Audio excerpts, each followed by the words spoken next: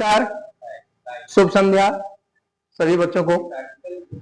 आइए हम लोग देखेंगे क्लास 10th का इकोनॉमिक्स विषय के अंतर्गत चैप्टर 2 भारतीय अर्थव्यवस्था के क्षेत्रक को। और भारतीय अर्थव्यवस्था के क्षेत्रक का 30 एमसीक्यू देखेंगे आज हम लोग, है ना बच्चों। 30 मल्टीपल चॉइस क्वेश्चन को देखेंगे, बड़ा इंपॉर्टेंट क्वेश्चंस होंगे। आइए हम लोग क्वेश्चंस को डील करते हैं, क्वेश्चंस का हल देखते हैं। बहुत बेहतरीन ये चैप्टर हमने आपको पार्ट 1 और पार्ट 2 के माध्यम से लाइव क्लास के माध्यम से आपके बीच ये गया हुआ है, ये चैप्टर आपके बीच गया हुआ है इस चैनल के माध्यम से। तो ये कहानी को स्टार्ट करते हैं। यहाँ पर देखेंगे एमसीक्यू को, और एमसीक्यू का पहला जो सवाल होगा देखेंगे। जो पहला सवाल होगा बोल रहा है जब हम प्राकृतिक संसाधनों का उपयोग करके किसी वस्तु का उत्पादन करते हैं, है ना। क्या बोल रहा है कि जब हम प्राकृतिक संसाधनों का उपयोग करके किसी वस्तु का उत्पादन करते हैं तो इसे किस क्षेत्र की गतिविधि कहा जाता है। याद करिए आप लोग प्राथमिक सेक्टर को, जब हमने आपको बताया था आर्थिक क्रिया के आधार पर क्षेत्रक। आर्थिक क्रिया के आधार पर कितने प्रकार के क्षेत्रक मेरे बच्चों? तो आर्थिक क्रिया के आधार पर क्षेत्रक को 3 भागों में बांटा गया, नहीं, प्राथमिक, द्वितीयक और तृतीयक। तो देखेंगे कि हमने आपको क्या बताया होगा कि प्राथमिक क्षेत्र की जो गतिविधियां होती है ना, वो सीधे तौर पर नेचुरल रिसोर्सेज से जुड़ी होती है। बस इस पॉइंट को आपको ध्यान में रखना है कि जितनी भी गतिविधियां होती है प्राथमिक सेक्टर की, वो टोटल के टोटल गतिविधियों का डायरेक्टली संबंध जो होता है मेरे बच्चों, वो होता है प्राकृतिक संसाधनों से। तो सवाल भी तो वही पूछा कि जब हम प्राकृतिक संसाधनों का उपयोग करके किसी वस्तु का उत्पादन करते हैं तो इसे किस क्षेत्र की गतिविधि कहा जाता है ना। ऑप्शन नंबर 1 में आपका लिखा है प्राथमिक क्षेत्रक। आप देख सकते हैं कि प्राथमिक क्षेत्रक लिखा है, फिर द्वितीय क्षेत्रक लिखा है, तृतीय क्षेत्रक लिखा है और फिर सेवा क्षेत्रक लिखा हुआ है। तो क्या किस विकल्प के साथ आप जाना चाहेंगे? आप किस विकल्प के साथ जाना चाहेंगे? तो मेरे विचार से प्राथमिक क्षेत्रक जो होगा इसका सही विकल्प हो जाएगा मेरे बच्चों, सही विकल्प हो जाएगा प्राथमिक क्षेत्रक हो जाएगा। क्योंकि अभी हमने आपको समझाया कि जितने भी गतिविधियां प्राथमिक क्षेत्र की होती है वो टोटल की टोटल गतिविधियां नेचुरल रिसोर्सेज से जुड़ी होती है। चाहे वो खेती का बात करिए, चाहे वो मत्स्य पालन का बात करिए, या तो फिर डेयरी उत्पादन का बात करिए, या तो फिर आप खनन का बात कर लीजिए। ये सारी की सारी गतिविधियां जो होती है वो प्राथमिक क्षेत्र की गतिविधियां हैं। तो ना विकल्प नंबर 1 के साथ हम लोग चले जाएंगे और विकल्प नंबर 1 होगा। आइए अब देखेंगे नेक्स्ट, थोड़ा नेक्स्ट क्वेश्चन है ना, उत्तर देखने के बाद बताएगा। जी हाँ, देखिए डायरेक्ट लिखा कि प्राकृतिक संसाधनों के सीधे दोहन से जुड़ी गतिविधियां जैसे कृषि, डेयरी, खनन प्राथमिक क्षेत्रक में आती है। तो प्राथमिक क्षेत्रक इसका जवाब होगा ना। क्वेश्चन नंबर 2, और क्वेश्चन नंबर 2 जो होगा वो होगा कि निम्नलिखित में से कौन सी गतिविधियां प्राथमिक क्षेत्र के अंतर्गत नहीं आती हैं। सवाल बड़ी बढ़िया से पढ़िए, है ना, सवाल बड़ा ध्यान से पढ़ने की जरूरत है हमारे बच्चों। बोल रहा है कि इसमें से कौन सी गतिविधियां प्राथमिक क्षेत्र के अंतर्गत नहीं आती हैं, मतलब कौन सी गतिविधियां प्राइमरी सेक्टर के अंतर्गत नहीं आती है। तो विकल्प नंबर 1 क्या है? मछली पकड़ना। क्या है? मछली पकड़ना। तो आप देखेंगे मछली पकड़ना, क्या खनन, क्या कपड़ा बुनना, वानिकी। तो आप देखेंगे कि मछली पकड़ना और खनन, और आप देखेंगे कि वानिकी मतलब क्या, मतलब फॉरेस्ट्री, है ना। तो आप देखेंगे ये 3 के 3 गतिविधियां जो है वो किसमें आ जा रहे हैं? तो वो आ जा रहे हैं प्राइमरी सेक्टर्स में। और फिर एक कपड़ा बुनने की जो गतिविधि है वो आ जाएगा इसमें, इसके अंतर्गत नहीं आ जाएगा। तो वो सेकेंडरी गतिविधियां आप देखेंगे, देखिए, है ना। कपड़ा बुनना एक विनिर्माण गतिविधि है जो प्राकृतिक संसाधनों का सीधा उपयोग नहीं करके, क्या प्राकृतिक संसाधनों का डायरेक्टली उपयोग ना करके उत्पाद बदलने के कारण द्वितीय क्षेत्र में आता है। तो हमने आपको बताया क्वेश्चन नंबर 2 का जो सही जवाब होगा मेरे बच्चों वो हो जाएगा विकल्प नंबर सी, कपड़ा बुनना, है ना। ना question number next, question number next, question number 3 का अगर हम लोग बात करें तो आइए क्वेश्चन नंबर 3 देखेंगे।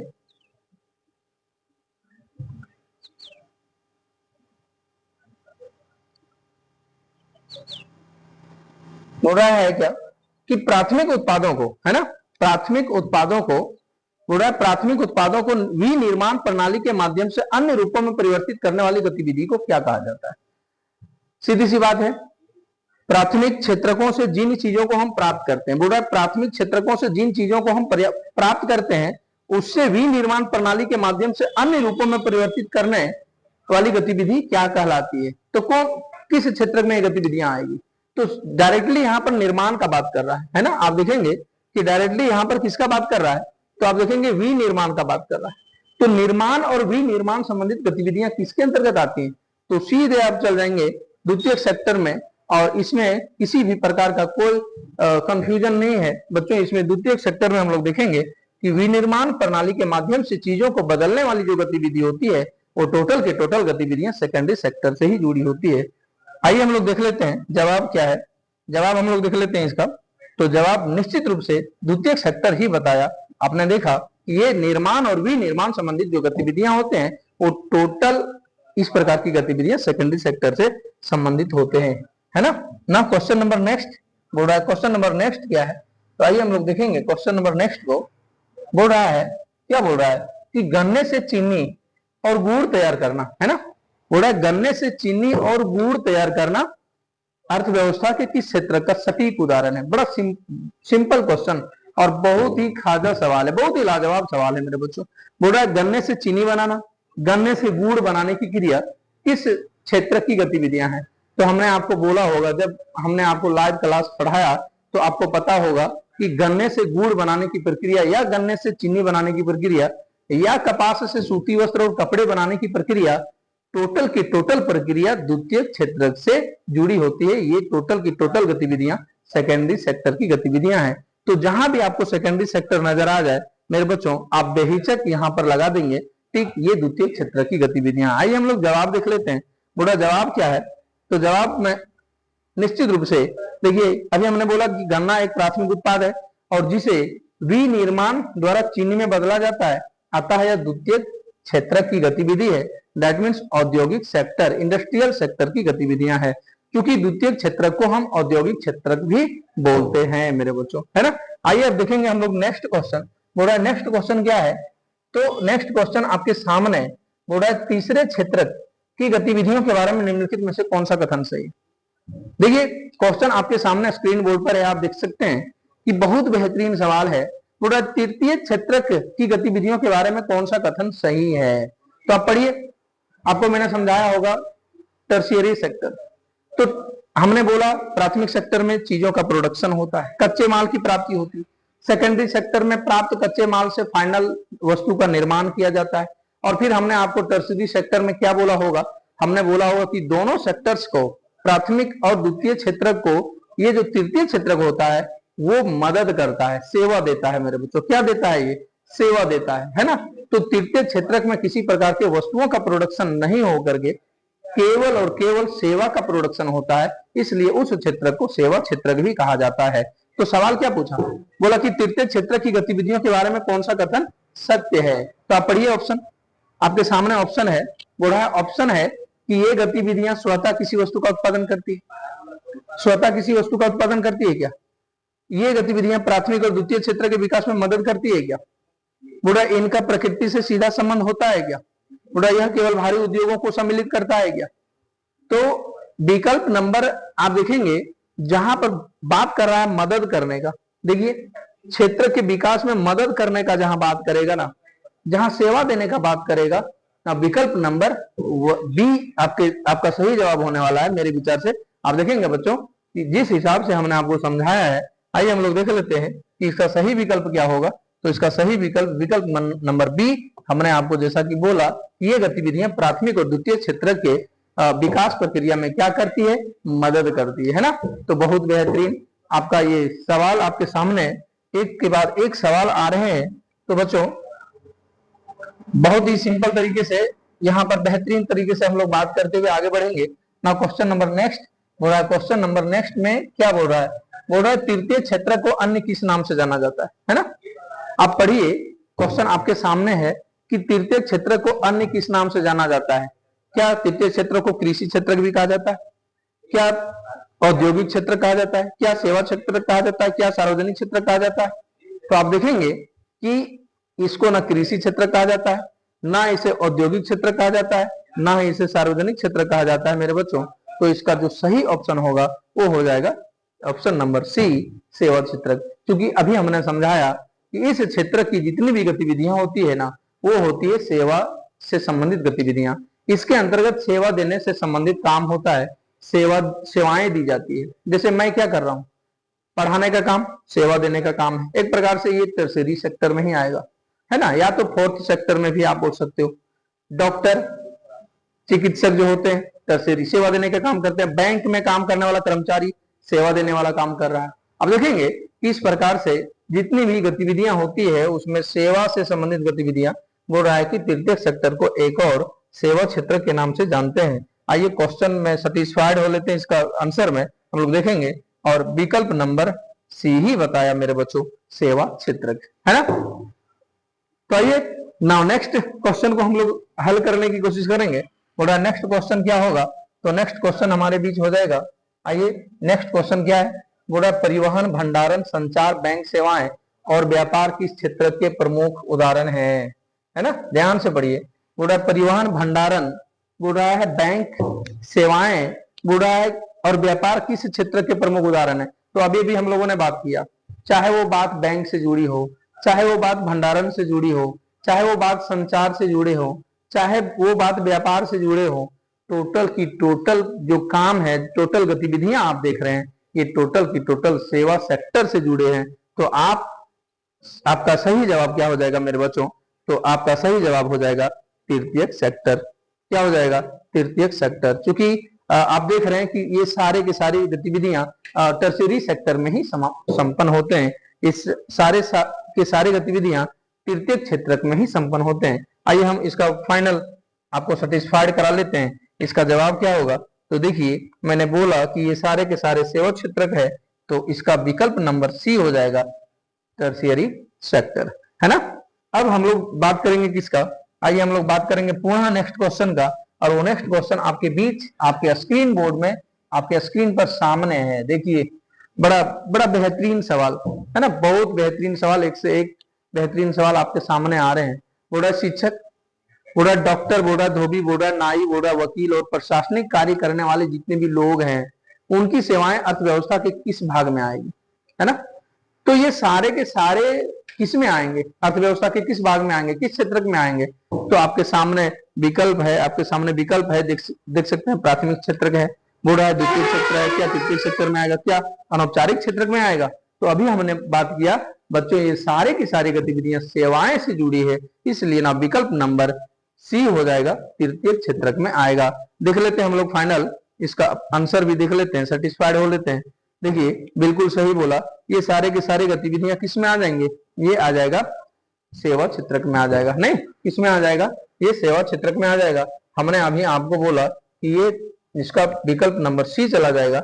आइए नाउ नेक्स्ट क्वेश्चन को हम लोग देखेंगे। थोड़ा नेक्स्ट क्वेश्चन क्या होगा, तो नेक्स्ट क्वेश्चन आपके सामने स्क्रीन पर आपके सामने है। बोल रहा है, क्या बोल रहा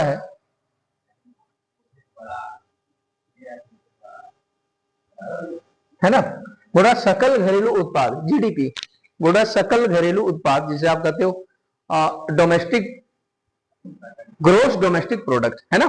सकल घरेलू उत्पाद stands for GDP, that means gross domestic product. बोला की गणना करते समय केवल किन वस्तुओं और सेवाओं के मूल्य को शामिल किया गया है ना, केवल किन वस्तुओं और सेवाओं के मूल्य को शामिल किया जाता है। तो हमने बहुत बेहतरीन तरीके से आपको बताया है। आप जानते होंगे कि जब भी जीडीपी की गणना की जाती है, जब भी जीडीपी का गणना किया जाता है, जब भी सकल घरेलू उत्पाद का गणना किया जाता है मेरे बच्चों, तो आप देखेंगे केवल अंतिम वस्तुएं और सेवाएं की गणना की जाती है, नहीं, ना कि मध्यवर्ती। बोल रहा है केवल अंतिम वस्तुएं और सेवाओं की गणना की जाती है। जब हम सकल घरेलू उत्पाद की गणना करते हैं तो तब हम केवल अंतिम वस्तुएं और सेवाएं की गणना करते हैं। तो ना विकल्प नंबर मेरे विचार से बी चला जाएगा, जी नहीं, सी चला जाएगा। तो यहां पर देखेंगे आप कि विकल्प नंबर सी चला जाएगा, है ना। आइए देख लेते हैं इसका फाइनल जवाब, देख लेते हैं हम लोग, है ना, कि क्या होगा, इसके अनुसार इसका जवाब क्या है। तो मैंने बात किया अभी अभी आपने देखा होगा कि केवल अंतिम वस्तुएं और सेवाएं होता है। तो now question number next, question number next क्या बोल रहा है, देखेंगे क्वेश्चन नंबर नेक्स्ट क्या बोल रहा है। कि यदि एक किसान बोल रहा है, यदि एक किसान, ध्यान से पढ़िए सवाल को, बड़ा दिमागी सवाल है ना, थोड़ा सा माइंड लगाइए इसमें। यदि एक किसान आटा मिल को 20 रुपये प्रति किलो गेहूं बेचता है, बोला, और मिल मालिक बिस्किट कंपनी को 25 रुपये प्रति किलो आटा बेचता है, और कंपनी बिस्किट के पैकेट रुपये 60 रुपये में उपभोक्ता 60 रुपये प्रति पैकेट में उपभोक्ता को बेचती है, तो जीडीपी में कौन सा मूल्य जोड़ा जाएगा? जीडीपी में कौन सा मूल्य जोड़ा जाएगा? तो आपने देखा कि कंपनी बिस्कुट के पैकेट का आप देख रहे हैं कि यहां पर 60 रुपया जो देख रहे हैं ना आप, वो 60 रुपया जो है वो अंतिम मूल्य है मेरे बच्चों। और हमने क्या बोला कि जीडीपी में अंतिम वस्तुओं के अंतिम मूल्य और सेवाओं की गणना की जाती है, नहीं, अंतिम मूल्य अथवा सेवाएं की गणना की जाती है। तो जहां भी अंतिम मूल्य लिखा होगा ना, विकल्प नंबर सी चला जाएगा, 60 रुपये पैकेट है ना, बिस्किट का अंतिम मूल्य होगा, और यही होगा जो जीडीपी में ऐड होगा, जीडीपी में ऐड होगा। तो नाउ क्वेश्चन नंबर नेक्स्ट हम लोग देखेंगे। आइए सेटिस्फाइड हो लेते हैं। देखिए विकल्प नंबर सी ही बताया जो मैंने आपको बताया। अब हम लोग क्या करेंगे, पुनः क्वेश्चन नंबर नेक्स्ट पर जाएंगे, और अगला क्वेश्चन हमें क्या बताएगा? अगला क्वेश्चन हमें ये बताएगा बच्चों, अगला क्वेश्चन हमें ये बता रहा है कि किसी विशेष वर्ष में देश के भीतर, ध्यान से पढ़ेंगे पूरा, किसी विशेष वर्ष में देश के भीतर उत्पादित सभी अंतिम वस्तुओं और सेवाओं के कुल मूल्य, मौद्रिक मूल्य को क्या कहा जाता है? तो अभी हमने बात किया जीडीपी का, याद करिए हमने बात किया अभी जीडीपी का, आपको पता होगा जीडीपी है ना, GDP stands for gross domestic product. GDP का मतलब ही होता है कि किसी विशेष वर्ष में देश के भीतर उत्पादित सभी अंतिम वस्तुओं और सेवाओं के कुल मौद्रिक मूल्य को जीडीपी कहा जाता है। तो जहां भी जीडीपी होगा, आप देखेंगे जहां भी जीडीपी होगा, इस क्वेश्चन का सही विकल्प हो जाएगा सकल घरेलू उत्पाद यानी जीडीपी।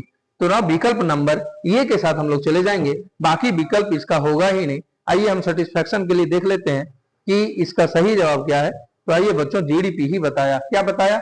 जीडीपी। तो बिल्कुल सीधी सी बात है, हम बात करते हैं जीडीपी का। जीडीपी हम लोग को बहुत बेहतरीन तरीके से समझ में आ चुका है।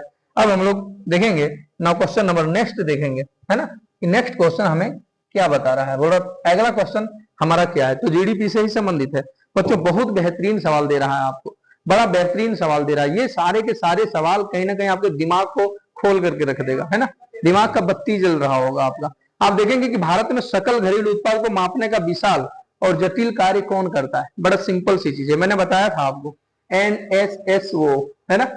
आप देखेंगे कि इसका कौन करता है? तो भारत सरकार का केंद्रीय मंत्रालय द्वारा जो है, जहां पर ऑप्शन आप देखेंगे कि भारत सरकार के केंद्रीय मंत्रालय द्वारा किया जाता है, सेंट्रल गवर्नमेंट मिनिस्ट्री, है ना, बोल रहा है कि भारत में सकल घरेलू उत्पाद को मापने का विशाल और जटिल कार्य किस प्राधिकारी अथवा मंत्रालय के द्वारा किया जाता है? तो ऑप्शन देखिए, ऑप्शन है आपके सामने है कि केवल राज्य सरकार द्वारा, जी नहीं। क्या भारत सरकार के केंद्रीय मंत्रालय द्वारा, जी हाँ। भारतीय रिजर्व बैंक के गवर्नर द्वारा, जी नहीं। विश्व बैंक के द्वारा, जी नहीं। तो इस सवाल का सही जवाब जो होगा वो विकल्प नंबर बी के साथ हम लोग चले जाएंगे। भारत सरकार के केंद्रीय मंत्रालय द्वारा जीडीपी को मापा जाता है, जीडीपी को मापा जाता है। जीडीपी मापने से संबंधित जो जटिल काम होता है वो कौन करता है? वो करता है भारत सरकार के केंद्रीय मंत्रालय, है ना। आइए सेटिस्फेक्शन के लिए हम आपको आपका जवाब दिखा दें, और मैं सही यहां पर हूं कि जीडीपी का आकलन कौन करता है। तो आप देखेंगे भारत में कौन करता है? केंद्र सरकार का मंत्रालय करता है ना बच्चों, केंद्र सरकार का मंत्रालय करता है। तो हमें उम्मीद है कि आपको ये चीजें समझ में जरूर आएगा, ये चीजें आपके लिए बड़ा यूजफुल है। आइए क्वेश्चन नंबर नेक्स्ट हम लोग देखेंगे। क्वेश्चन नंबर नेक्स्ट क्या बोल रहा है? क्वेश्चन नंबर नेक्स्ट आपके सामने बहुत बेहतरीन सवाल है ना, बहुत बेहतरीन सवाल। बोल रहा इतिहास में विकसित देशों के विकास के, बोल रहा इतिहास में विकसित देशों के विकास के प्रारंभिक चरणों में कौन सा क्षेत्र आर्थिक गतिविधि का सबसे इंपॉर्टेंट क्षेत्र था? कितना बेहतर सवाल पूछा।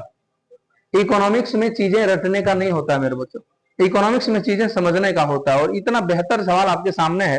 बोल रहा इतिहास में विकसित देशों के विकास के प्रारंभिक चरणों में, बोल रहा है अगर हिस्ट्री उठा करके देख लीजिए, है ना, तो विकसित देश जो थे ना, विकसित देश जितने भी डेवलप्ड कंट्री हैं, उन्होंने प्रारंभिक चरणों में विकास के शुरुआती दौर में किस क्षेत्र को आर्थिक गतिविधि का सबसे इंपॉर्टेंट क्षेत्र माना था?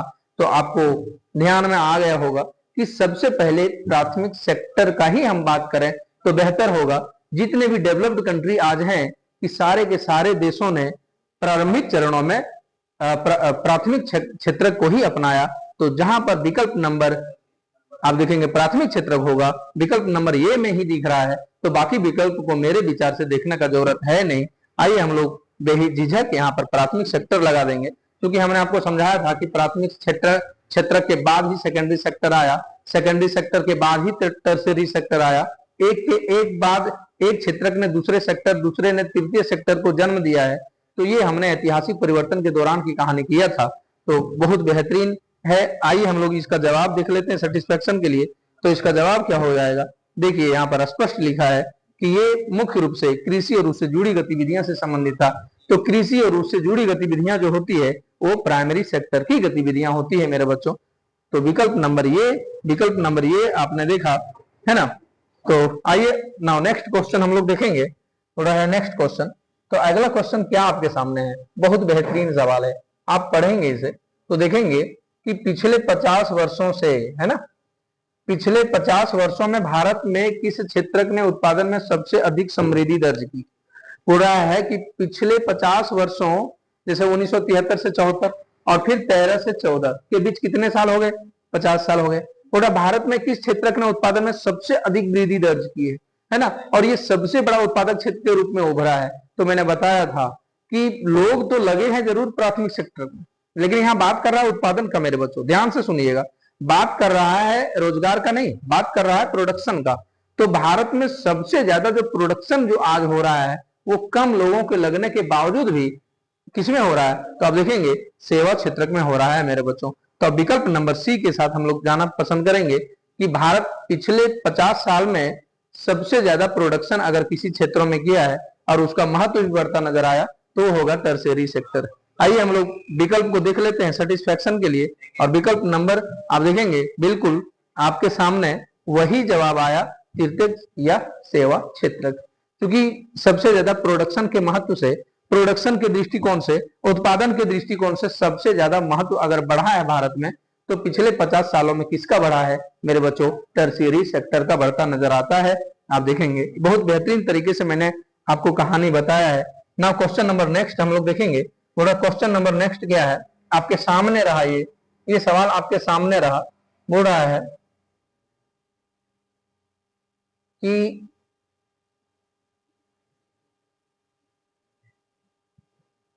उत्पादन में भारी बदलाव के बावजूद, है ना, बोला उत्पादन में भारी बदलाव के बावजूद भी, मेरे बच्चों ध्यान से देखेंगे, बोला उत्पादन में भारी बदलाव के बावजूद आज भी भारत की आधी से अधिक जनसंख्या किस क्षेत्र में रोजगार पाती है। तो हमने आपको समझाया, अभी बोला हमने कि भारत में रोजगार के दृष्टिकोण से प्राइमरी सेक्टर ज्यादा इंपॉर्टेंट है और उत्पादन के दृष्टिकोण से टर्शियरी सेक्टर ज्यादा इंपॉर्टेंट है। तो सवाल तो वही पूछा, बस थोड़ा सा दिमाग खपत करने की जरूरत है।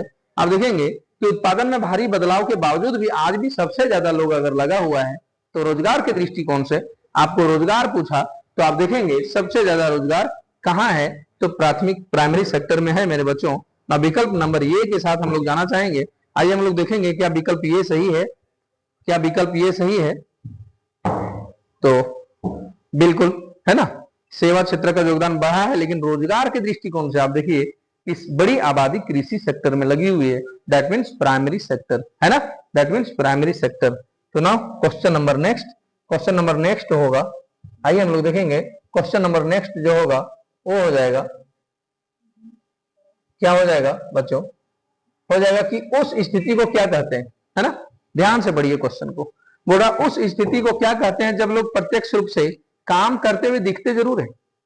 उस सिचुएशन को इकोनॉमिक्स में क्या कहा जाता है, जब लोग प्रत्यक्ष रूप से काम करते नजर आता जरूर है, लेकिन अपनी क्षमता से वो कम काम कर रहे होते हैं। नहीं तो हमने आपको बोला होगा कि वह जो क्षेत्र होता है ना, वह जो क्षेत्र होता है वो ग्रामीण क्षेत्र होता है, कृषि सेक्टर होता है।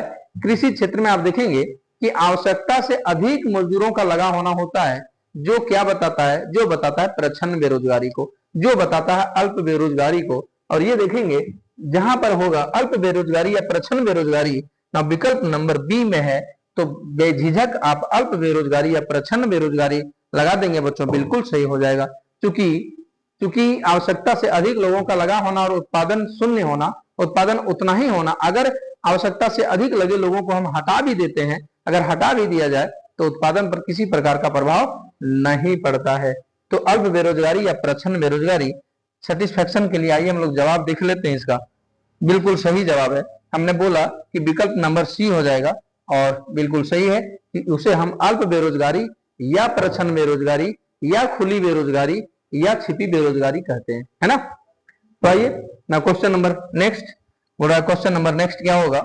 तो क्वेश्चन नंबर जो नेक्स्ट होगा आपके सामने स्क्रीन पर देखेंगे, बहुत बेहतरीन सवाल है ना, बहुत बेहतरीन सवाल है।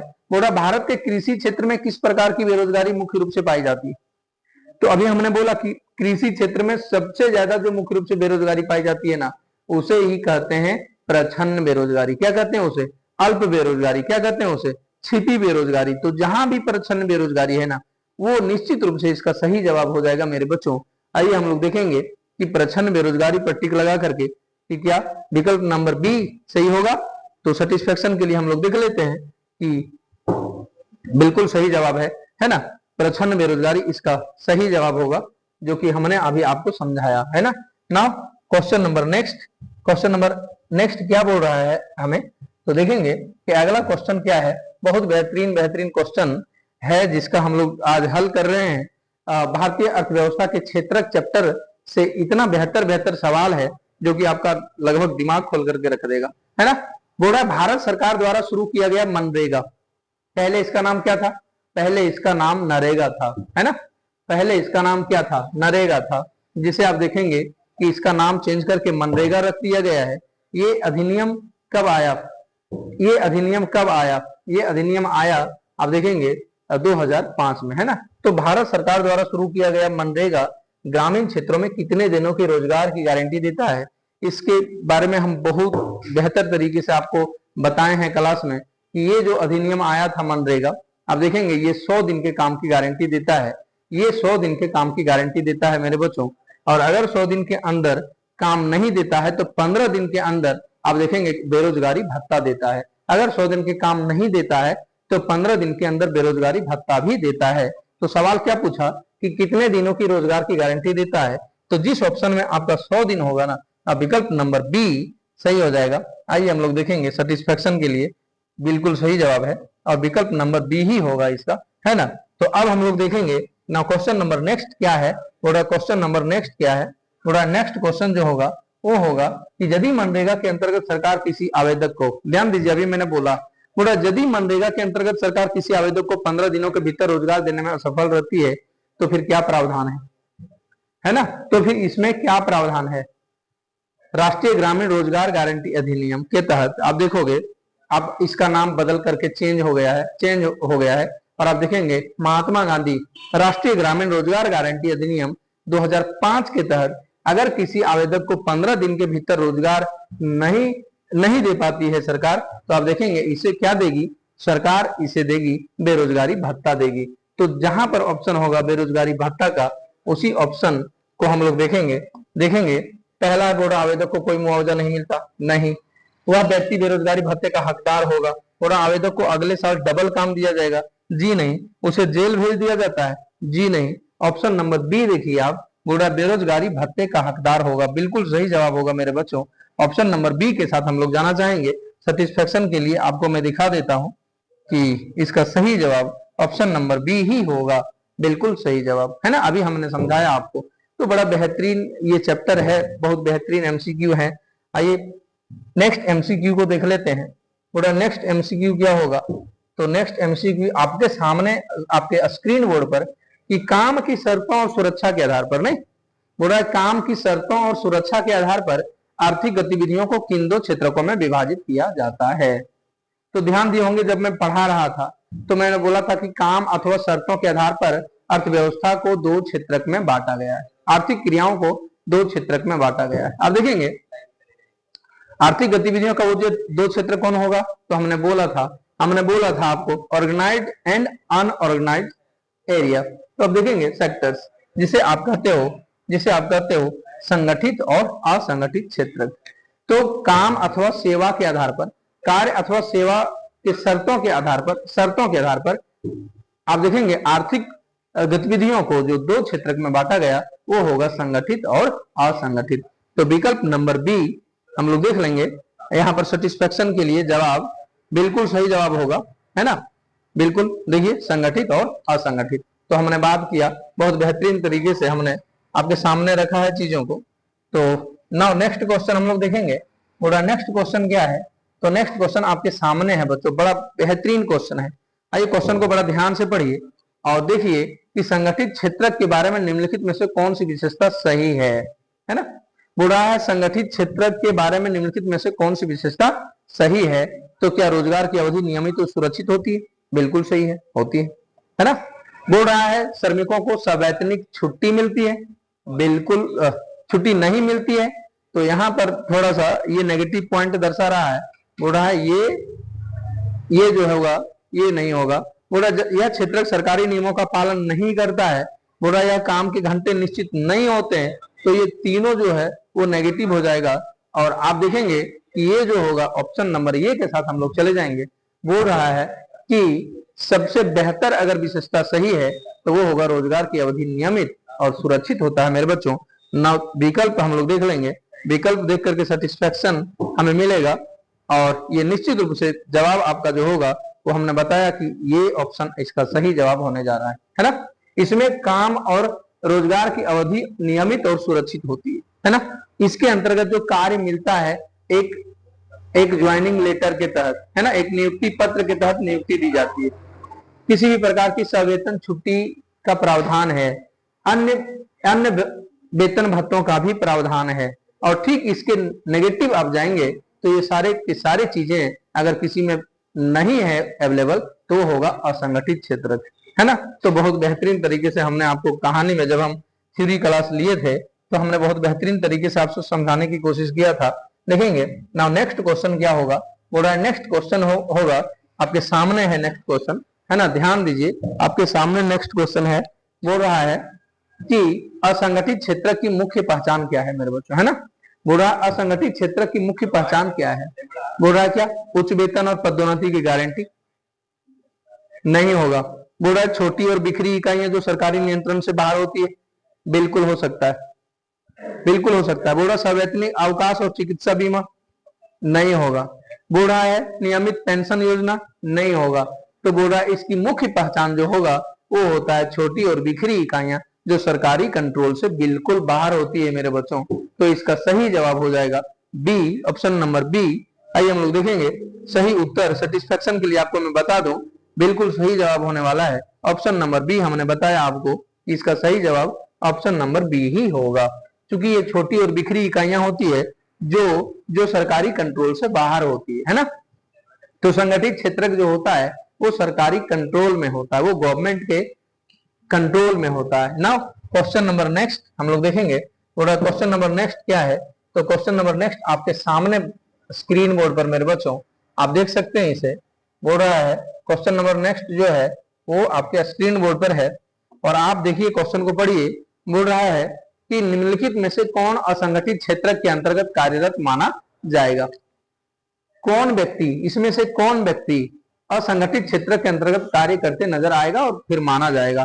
बोल रहा है एक सरकारी स्कूल का शिक्षक, जी नहीं। बोल रहा सड़क के किनारे रेहड़ी लगाने वाला दैनिक मजदूर, तो हो सकता है। एक बड़े राष्ट्रीयकृत बैंक का मैनेजर, नहीं होगा, ये नहीं होगा, ये नहीं होगा।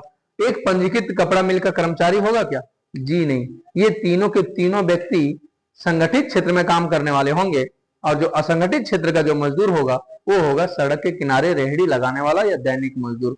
तो आप सड़क के ठीक बगल में नित्य प्रत्येक दिन आप देखते हैं किसी भी चीजों को बेचते हुए, है ना, जैसे फास्ट फूड अभी बिकता है या ठेला लगाया हुआ व्यक्ति को खड़ा रहता है, तो वो जितने भी व्यक्ति हैं ये टोटल के टोटल असंगठित क्षेत्र में काम करते हैं। तो ना विकल्प नंबर बी के साथ हम लोग चले जाएंगे, इसका सही जवाब होगा विकल्प नंबर बी, है ना। देखेंगे विकल्प नंबर बी और इसका सही जवाब बिल्कुल मैंने बोला कि इसका सही जवाब होने वाला है मेरे बच्चों विकल्प नंबर बी। तो आइए आप देखेंगे ना क्वेश्चन नंबर नेक्स्ट देखेंगे। बोल रहा है नेक्स्ट क्वेश्चन क्या बोल रहा है। बोल रहा है नेक्स्ट क्वेश्चन बोल रहा है ध्यान से पढ़िए। बोल रहा है संपत्तियों के स्वामित्व, बोल रहा है कि संपत्तियों के स्वामित्व और सेवाओं की उपलब्धता के आधार पर आर्थिक गतिविधियों को किन दो भागों में बांटा जा सकता है। तो थ्योरी क्लास जब आप मेरा थ्योरी क्लास देखेंगे तो उसमें पता चलेगा, या आप सुने होंगे, तो हमने बताया था कि आर्थिक गतिविधियों के आधार पर सेक्टर 3 भाग में बांटा गया। फिर हमने बोला कार्य और शर्तों के आधार पर सेक्टर 2 भागों में बांटा गया। कौन कौन? संगठित और असंगठित। और फिर हमने बोला होगा कि स्वामित्व के आधार पर सेक्टर्स को कितने भागों में बांटा गया है ना। तो आप देखेंगे कि लगभग 3 भागों में, जो कि 2 भागों में, जो कि सार्वजनिक और निजी क्षेत्रक होगा, और उसके अंदर अगर एक और भाग का जिक्र करें तो वो संयुक्त क्षेत्रक होता है। तो मुख्य रूप से स्वामित्व के आधार पर क्षेत्रक जो होगा वो 2 प्रकार से होगा। और ऑप्शन नंबर बी के साथ हम लोग चले जाएंगे। बोल रहा है ऑप्शन नंबर बी में क्या लिखा है? बोल रहा है सार्वजनिक और निजी क्षेत्रक होते हैं। That means public sector and private sector होता है। तो बच्चों इसका सही जवाब जो होगा वो हो जाएगा ऑप्शन नंबर बी, बिल्कुल करेक्ट आंसर है ना। तो स्वामित्व के आधार पर जो सेक्टर होते हैं वो 2 प्रकार के होते हैं। बोल रहा है पब्लिक सेक्टर और private sector. Now question number next हम लोग देखेंगे। बोल रहा है क्वेश्चन नंबर नेक्स्ट क्या बता रहा है?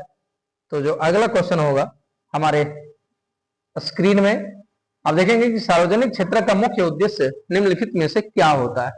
विकल्प आपके 4 आपके सामने हैं। बोल रहा है सार्वजनिक क्षेत्र का मुख्य उद्देश्य क्या होता है।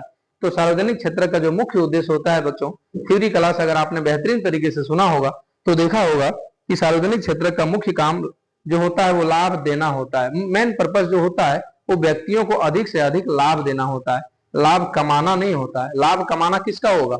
निजी क्षेत्र का होगा। तो आप देखेंगे कि केवल अधिकतम मुनाफा कमाना, तो बिल्कुल नहीं होगा। ये पहला ही जवाब आप देखेंगे कि गलत हो गया। बुरा लोक कल्याण और सामाजिक सेवा प्रदान करना, ये सही हो सकता है, ये बिल्कुल सही हो सकता है। बुरा निजी कंपनियों को प्रतिस्पर्धा से बाहर करना, ये भी नहीं होगा। कम से कम लोगों को रोजगार देना, ये भी नहीं होगा। तो इस सवाल का सही विकल्प जो होगा वो होगा कि लोक कल्याण और सामाजिक सेवा प्रदान करता है ना। तो सार्वजनिक क्षेत्र का मेन पर्पस जो होता है वो होता है लोगों का कल्याण करना, लोगों का कल्याण करना मेरे बच्चों। तो सही जवाब ऑप्शन नंबर बी हो जाएगा। आइए सेटिस्फेक्शन के लिए मैं दिखा दूं आपको, बिल्कुल सही है कि विकल्प नंबर सी हो जाएगा। तो now next question, next question क्या बता रहा है? नेक्स्ट क्वेश्चन हम लोग के सामने जो होगा वो होगा कि निजी क्षेत्र की गतिविधियों का मुख्य मार्गदर्शक सिद्धांत या उद्देश्य क्या होता है। तो बिल्कुल सही जवाब है। अभी हमने देखा सार्वजनिक क्षेत्र का मेन उद्देश्य क्या होता है, ये देखा। और फिर अब हम लोग देखेंगे कि निजी क्षेत्र की गतिविधियों का मेन मुख्य मार्गदर्शक सिद्धांत जो होता है, प्रिंसिपल और मेन पर्पस जो होता है वो क्या होता है। तो अभी हमने बोला कि लाभ कमाना होता है, नहीं? तो जिस ऑप्शन में आप देखेंगे लाभ कमाना, तो बिल्कुल सही विकल्प है और विकल्प पढ़ने का जरूरत नहीं पड़ेगा मेरे विचार से आपको। आप देखेंगे जिस ऑप्शन में लाभ कमाना है ना, विकल्प नंबर ये बिल्कुल सही जवाब हो जाएगा इसका। आइए आपके सेटिस्फेक्शन के लिए मैं दिखा दूं, बिल्कुल सही जवाब होना चाहिए, बिल्कुल सही जवाब है। तो ये लाभ कमाना जो मेन पर्पस होता है निजी क्षेत्र का, वो होता है लाभ कमाना, है ना। तो अब हम देखेंगे next question. Board next question क्या बता रहा है? तो आपके सामने आप नेक्स्ट क्वेश्चन को देखेंगे स्क्रीन बोर्ड पर कि भारतीय रेलवे और पोस्ट ऑफिस किस क्षेत्र के आदर्श उदाहरण है। बोला भारतीय रेलवे और पोस्ट ऑफिस जो हमारे देश के, वो किस सेक्टर के एग्जाम्पल होंगे, है ना। तो भारतीय रेलवे मतलब इंडियन रेलवे, दैट मीन्स इसका मालिक कौन? तो इसका मालिक हमारा गवर्नर है ना, हमारी सरकारें इसका मालिक है। पोस्ट ऑफिस इसका मालिक कौन? तो हमारी सरकारें इसका मालिक है। तो सीधी सी बात कर रहा है पब्लिक सेक्टर का मेरे बच्चों, सीधी सी बात कर रहा है, बंद है, पब्लिक सेक्टर, है ना। तो देखेंगे कि जहां भी पब्लिक सेक्टर होगा ना, विकल्प नंबर बी ही सही होने वाला है। बोल रहा है सार्वजनिक क्षेत्र, देखो ये बंद हो गया क्या? सार्वजनिक क्षेत्र, है ना। तो देखेंगे सही विकल्प बी के साथ हम लोग सेटिस्फेक्शन के लिए। आइए मैं दिखा देता हूं क्या, बिल्कुल सही जवाब मेरे बच्चों, और ये सार्वजनिक क्षेत्र के अंतर्गत आता है। तो ना क्वेश्चन नंबर नेक्स्ट हम लोग देख लेंगे। बोल रहा है नेक्स्ट क्वेश्चन क्या बता रहा है? बोल रहा है Tata iron and steel company और रिलायंस इंडस्ट्रीज, चलिए चल रहा है ना, हाँ ठीक है। Tata iron and steel company बोल रहा है TISCO. Tata iron and steel company मतलब क्या होता है? टिस्को होता है ना। जिसकी स्थापना कब हुई थी? तो मैं बता दूं इसकी स्थापना 1907 में हुई थी। और ये काम करना स्टार्ट किया 1911 और 12th में, 1911 और 12 में काम करना स्टार्ट किया। ये कहाँ स्थापित है तो आप देखेंगे जमशेदपुर में, जिसकी स्थापना जमशेदजी टाटा ने किया था। और ये आप देखेंगे झारखंड के स्वर्ण रेखा नदी के ठीक बगल में स्थापित हमारे देश का सबसे बड़ा आयरन और इस्पात उद्योग है। तो पूछ क्या रहा है, पूछ रहा है कि टाटा आयरन और स्टील कंपनी अथवा रिलायंस इंडस्ट्रीज लिमिटेड RIL किस क्षेत्र की कंपनियां। तो अभी हमने बात किया निजी क्षेत्र, हमने क्या बात किया, निजी क्षेत्र। आपको याद होगा प्राइवेट सेक्टर बात किया, और प्राइवेट सेक्टर का ज्यादा से ज्यादा जो मेन पर्पस होता है वो ज्यादा से ज्यादा लाभ कमाना होता है बच्चों। तो निजी क्षेत्र जिस ऑप्शन में होगा बिल्कुल सही जवाब होने वाला है, और वो इसका जवाब विकल्प नंबर बी के साथ हम लोग चले जाएंगे। आइए आपके सेटिस्फेक्शन के लिए मैं बता दूं कि इसका सही जवाब कौन है। तो बिल्कुल सही जवाब है, ये निजी क्षेत्र की ही गतिविधियां हैं। बोला ये जितनी भी कंपनियां हैं ये टोटल के टोटल प्राइवेट सेक्टर है, जो जिसका मेन पर्पस होता है अधिकतम लाभ कमाना। क्या होता है, अधिकतम लाभ कमाना होता है। नाउ नेक्स्ट क्वेश्चन, और अगला क्वेश्चन क्या है, तो अगला क्वेश्चन आपके सामने, बोला अगला क्वेश्चन जो है, नेक्स्ट क्वेश्चन आपके सामने स्क्रीन पर है, आप इसको ध्यान से पढ़िए, है ना। ध्यान से पढ़ेंगे। बोला सरकार भारी सड़कों, पुलों, रेलवे और बांधों के निर्माण में खुद बड़ा निवेश क्यों करती है, जिसे निजी क्षेत्र का आसानी से नहीं कर पाता। बड़ा बेहतरीन सवाल है, आप पढ़ेंगे इसे ध्यान से तो देखेंगे। बोल रहा है कि सरकार भारी सड़कों, पुलों, रेलवे, बांधों के निर्माण में खुद बड़ा निवेश क्यों करती है, जिसे निजी क्षेत्र का आसानी से नहीं कर पाता, नहीं कर पाता है ना, बताया था मैंने। तो आप देखेंगे क्योंकि इसमें बहुत अधिक धन की आवश्यकता होती है और लाभ तुरंत नहीं मिलता है। बोला क्योंकि निजी कंपनियां देश के विकास नहीं चाहती है, क्योंकि सरकार के पास असीमित मुफ्त मजदूर होते हैं, क्योंकि ये बहुत छोटे प्रोजेक्ट्स होते हैं। तो विकल्प नंबर ये के साथ हम चले जाएंगे, देखेंगे इसका सही जवाब। तो बिल्कुल आप देखेंगे कि निजी मुनाफे के दायरे से बाहर होती है और इनका लाभ, अब विकल्प नंबर ये के साथ ही हम जा रहे थे, ये बिल्कुल सही जवाब है, क्योंकि इसमें बहुत अधिक खर्चे, बहुत अधिक धन की आवश्यकता होती है मेरे बच्चों, बहुत अधिक धन की आवश्यकता होती है जहां पर तुरंत लाभ नहीं मिलता है। तो इसको इसलिए निजी कंपनियां नहीं कर पाती है, निजी कंपनियां इसको करने से परहेज करती है ना। अगर निजी कंपनियां ये लाभ लोगों को दे भी दे तो बहुत से ज्यादा मुनाफा कमाने के चक्कर में होगी, नो एनी डाउट। ना क्वेश्चन नंबर नेक्स्ट के साथ हम लोग जाएंगे, और क्वेश्चन नंबर नेक्स्ट हम लोगों का होगा, देखिए मजदूरी सुरक्षा और स्वास्थ्य संबंधी बुनियादी नियम।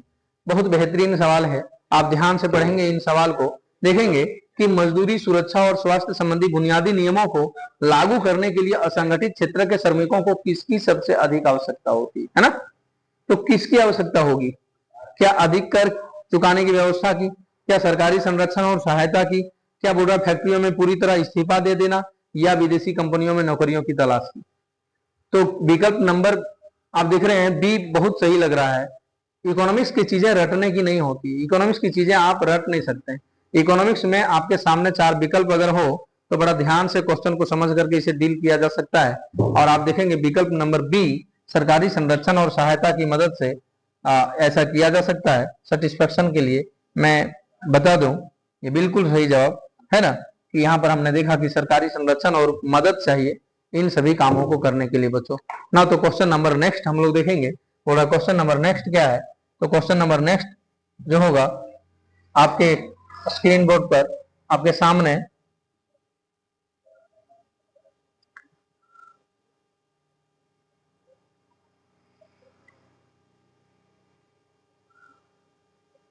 बिल्कुल अब देखते ही देखते हम लोगों ने 30 सवाल इस कदर जिक्र कर लिया तो समय भी पता नहीं चला और 30 के 30 सवाल समाप्त हो चुके हैं।